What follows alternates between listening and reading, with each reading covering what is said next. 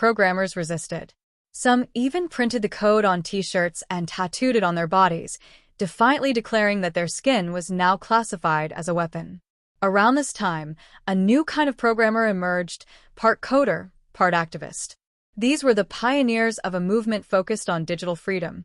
Some were brilliant, eccentric, and deeply idealistic. They believed in using cryptography not just for privacy, but to redesign how the world worked, especially how money worked. They foresaw a future where personal data would become a powerful commodity and where digital communication would dominate our lives. But one problem remained unsolved: how to create money for the internet, money that didn't depend on banks. Public key encryption made online shopping and credit card payments possible for the first time. But for activists and privacy advocates, centralized control over transactions still posed a threat. Every payment left a digital trail that governments or corporations could track. Enter the cypherpunks. This loosely organized group of developers believed in using cryptography to protect personal freedom. Through mailing lists and forums, they debated, designed, and dreamed of a digital currency that couldn't be censored or controlled.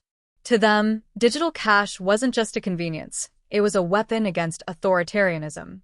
They weren't interested in just replicating traditional banking online. They wanted to build something entirely new.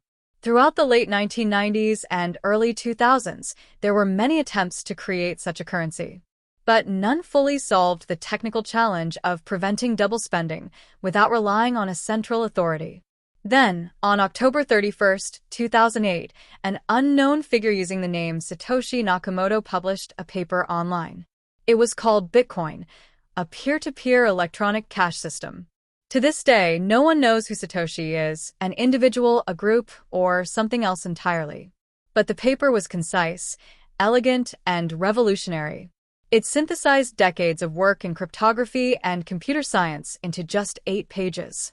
It proposed a new kind of money, digital, decentralized, and anonymous, that could operate without banks or governments. And it came at the perfect moment. The 2008 financial crisis had just shattered public trust in the traditional financial system. People were looking for alternatives. Bitcoin offered one. Instead of relying on banks to verify transactions, Bitcoin used a network of independent computers. These nodes validated and recorded every transaction in a public ledger, known as the blockchain. This ledger made double spending impossible. Each Bitcoin transaction was digitally signed using the sender's private key and recorded forever in the blockchain. Every user was identified only by a public address, no names, no banks, no intermediaries. That was the breakthrough. With the blockchain, for the first time in history, people could exchange digital money securely and directly, without needing anyone in the middle.